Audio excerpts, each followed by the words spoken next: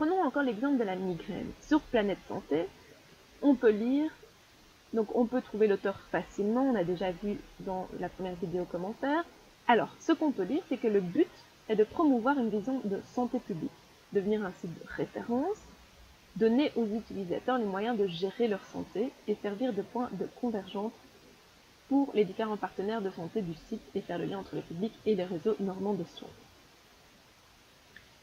Le but de l'information qui est donnée sur ce site est donc vraiment d'informer les personnes pour qu'elles soient acteurs, actrices de leur santé. Sur migraine.fr, donc quand on cherche à savoir qui est l'auteur et le but et pourquoi l'information est publiée sur ce site internet, c'est plus difficile de trouver l'information.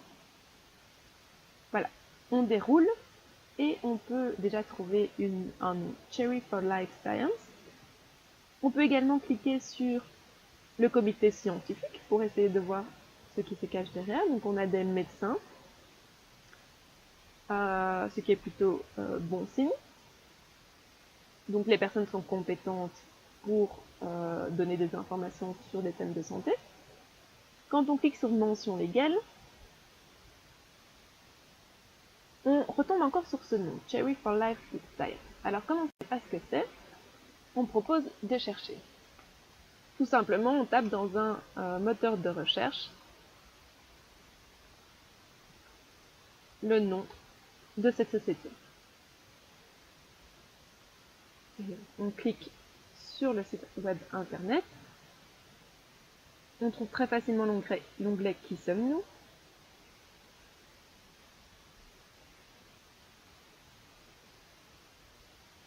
Alors, donc première ligne, premier paragraphe, filiale d'Universal Medical Group, l'agence Digital Santé, Cherry for Life Science, a été créée en 2014 pour répondre aux besoins spécifiques des laboratoires pharmaceutiques dans leur transformation digitale.